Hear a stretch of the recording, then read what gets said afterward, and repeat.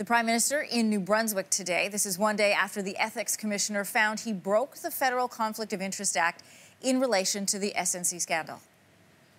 Where I disagree with the Commissioner, amongst others, is where he says and takes a strong perspective that any contact with the AG, the Attorney General, in this issue was improper.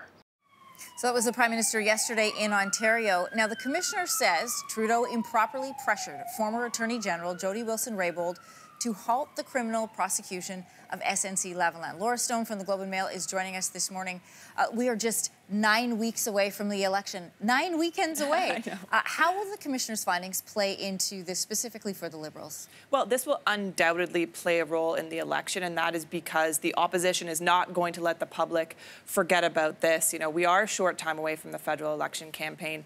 This report really goes to the heart of ethics and trust in Prime Minister Justin Trudeau. We were talking about this. This is someone who promised to do politics differently. And now we have two reports from ethics commissioners saying that he broke the Federal Conflict of Interest Act. So this will undoubtedly play a role. We also don't know what's going to happen on the RCMP side. The RCMP released a short statement yesterday saying they're aware of the findings. I mean, we don't know if they're going to say anything publicly before the election, but that's certainly something that Andrew Scheer pointed towards yesterday. But, you know, there's no doubt this is going to be a factor in the election. But campaigns matter. Things come up during election campaigns that no one sees coming. So will this still be top of mind for Canadians? I think the Liberals are breathing some sigh of relief that this happened in mid-August and not in mid-September. Sure. But it will still certainly hurt the Liberals' brand across Canada. You mentioned the Conservatives, Andrew Scheer speaking out. Let's let people have a chance to hear what he had to say.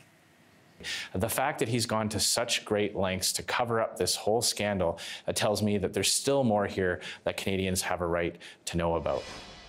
We don't know whether or not there is any more for Canadians to hear about. We heard a lot of it. What is his strategy here?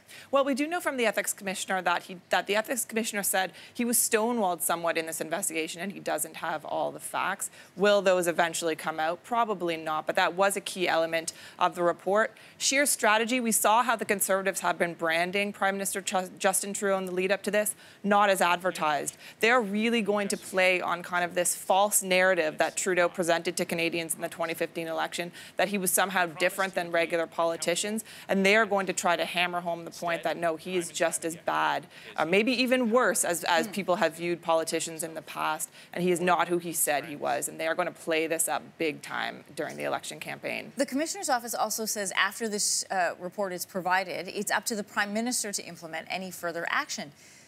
So he will decide his own punishment. What do we think that will be? Well, you know, the Conflict of Interest Act doesn't have penalties for such acts. You know, the penalty is the public shame of this. The Prime Minister isn't going to center himself on this, and there's no monetary penalty. There are some penalties for administrative pursuits, but basically it's the public shame of having to go out and respond to this report, and in the public interest, in the fact that this report is now out there and Trudeau is going to have to respond to it for the next 9 weeks. Some people were drawing parallels yesterday between, you know, Hillary Clinton's emails and you know, the findings of the Ethics Commissioner. Will this hurt him? Will this damage him in any way? I didn't see that comparison. Who knows, right? Like, you know, it depends on if this is the key issue for voters. If you have already made up your mind on the SNC Lavalin scandal, does this change your mind, or does this just hammer home the point that you've already made in your head? Is this the key issue for voters? I think that's the big issue, and we're going to see Prime Minister Trudeau trying to change the narrative on affordability and climate change and other issues, helping the middle class. We saw him using those lines in his press conference yesterday. Yeah, so I won't apologize for standing up for jobs. Exactly. So he takes responsibility, but he will not apologize. Is that enough to change voters' minds? Laura, good to have you in. Thanks so much. Thank you. Thanks for watching. If you like this, be sure to subscribe here. And you can check out more Your Morning videos right here.